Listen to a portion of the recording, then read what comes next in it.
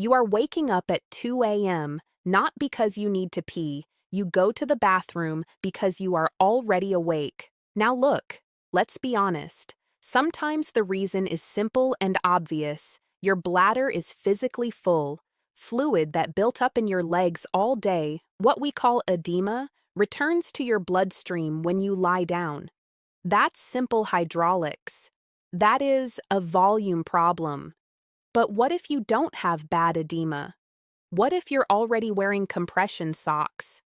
What if you're elevating your legs for an hour before bed just like I've suggested?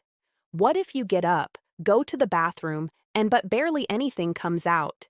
You stand there frustrated and your sleep is already gone. And you still wake up every single night, 2 a.m., 3 a.m., like clockwork. This means you have a signal problem, not a volume problem. Your sleep switch in your brain is broken.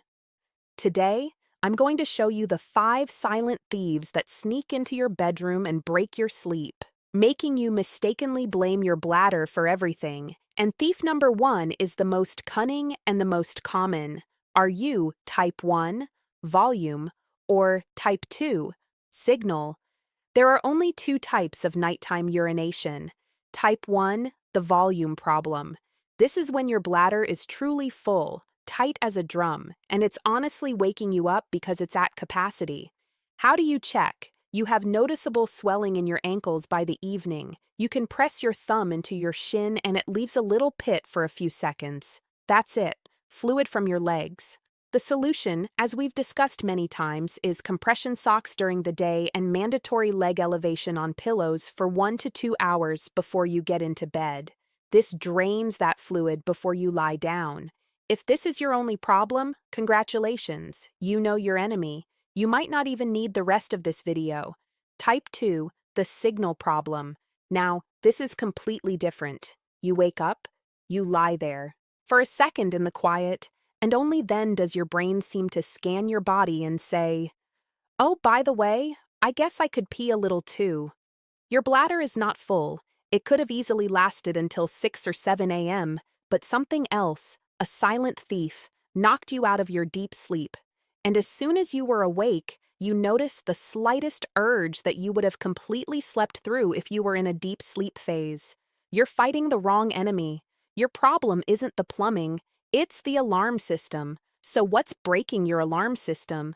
Here are the 5 silent thief number 5. The sugar crash, real culprits. Silent thief number 5, the sugar crash. This happens right around 2 or 3 a.m. You blame the water you drank at 8 p.m., even though you followed the no drinks 2 hours before bed rule. But the real culprit is your dinner back at 700 p.m. Here's the mechanism explained simply.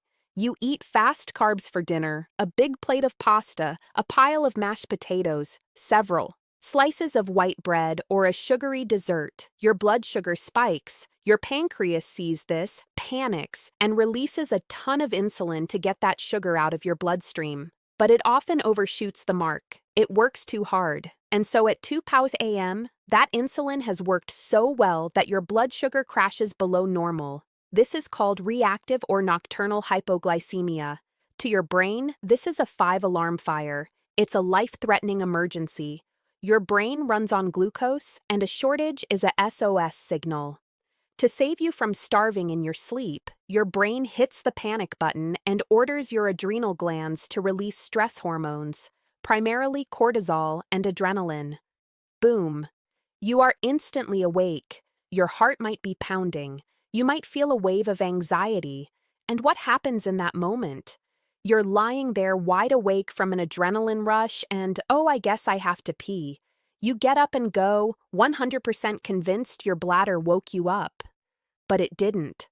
The sugar crash did. The fix: a smart dinner.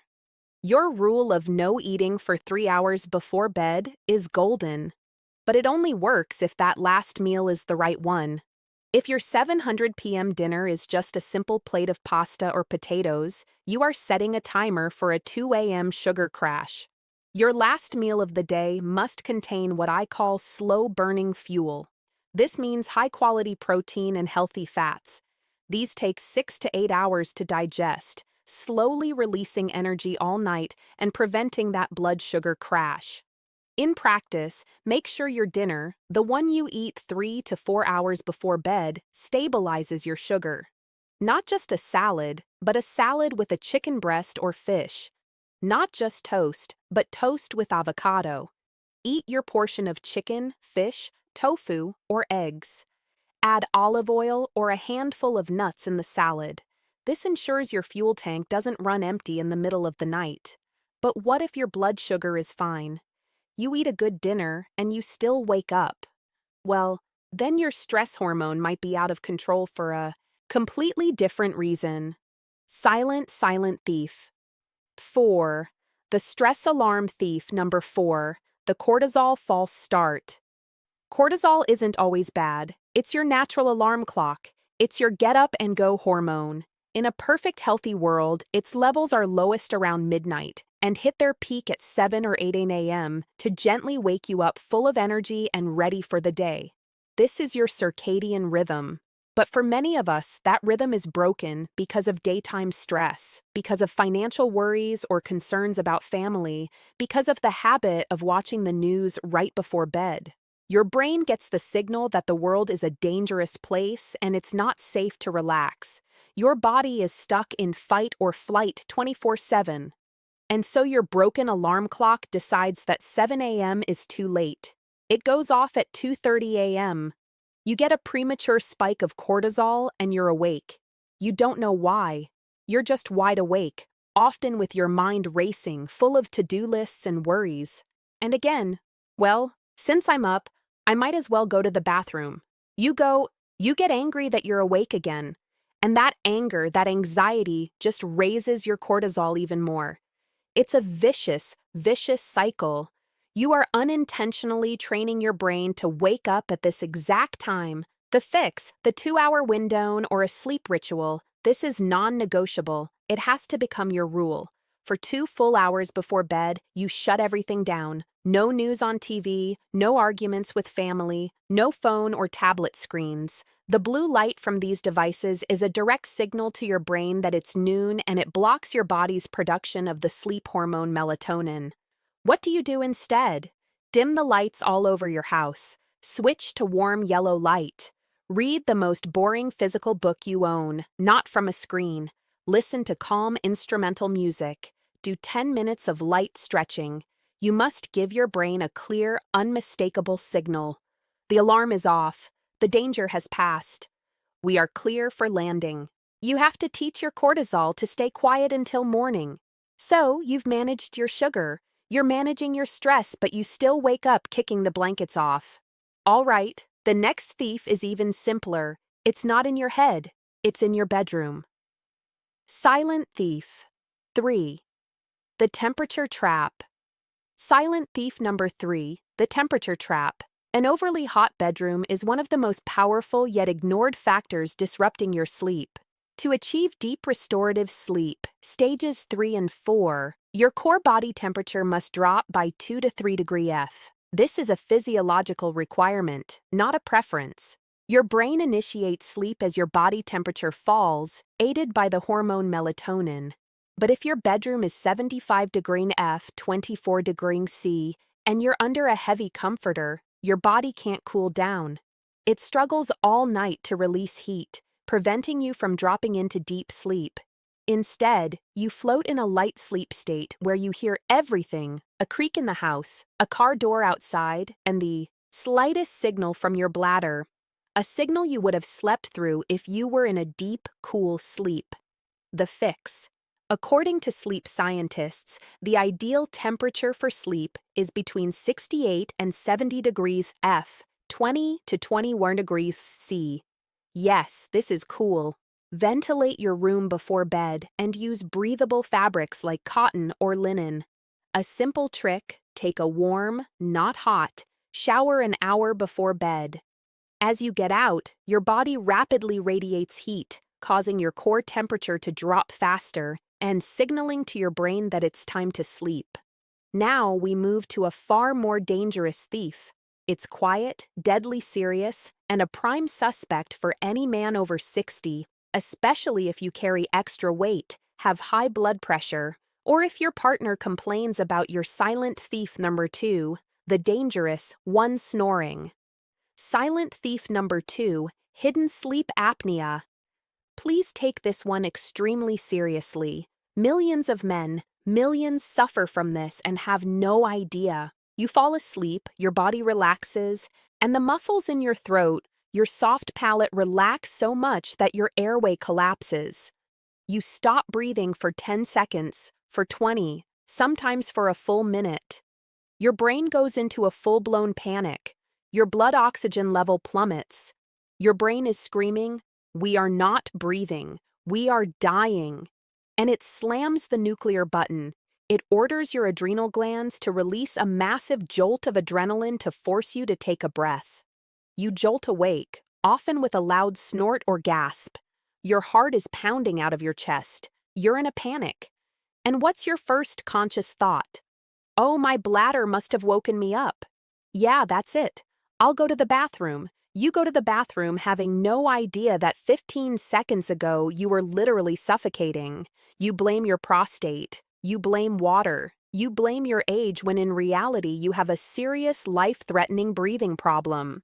What's more, these breathing interruptions and the pressure changes in your chest actually cause your heart to release a special hormone, ANP, that orders your kidneys to produce more urine urgently. So, apnea doesn't just wake you up, it also fills your bladder.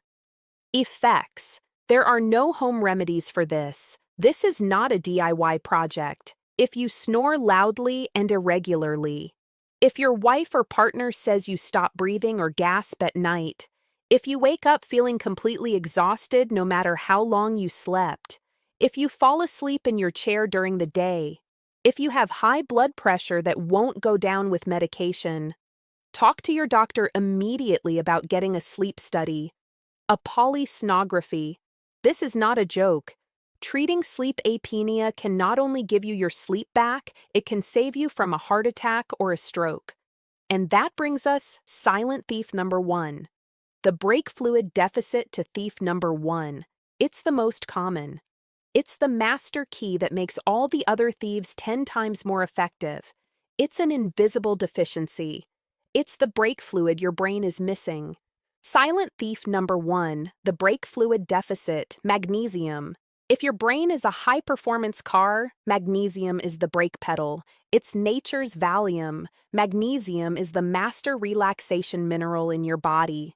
It's involved in hundreds of biochemical reactions. It calms your nervous system by binding to the calm-down receptors, GABA, in your brain. It tells your cortisol, thief number 4, to shut up at night and helps maintain a healthy circadian rhythm. It helps regulate your blood sugar. Thief number 5, it relaxes your muscles, preventing cramps and restless leg syndrome. And yes, it relaxes the muscle wall of your bladder, allowing it to stretch elastically and hold more urine without sending premature panic signals to your brain. But here is the catastrophic problem.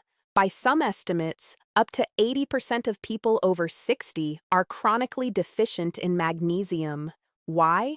Our grandparents got it from their food. We don't.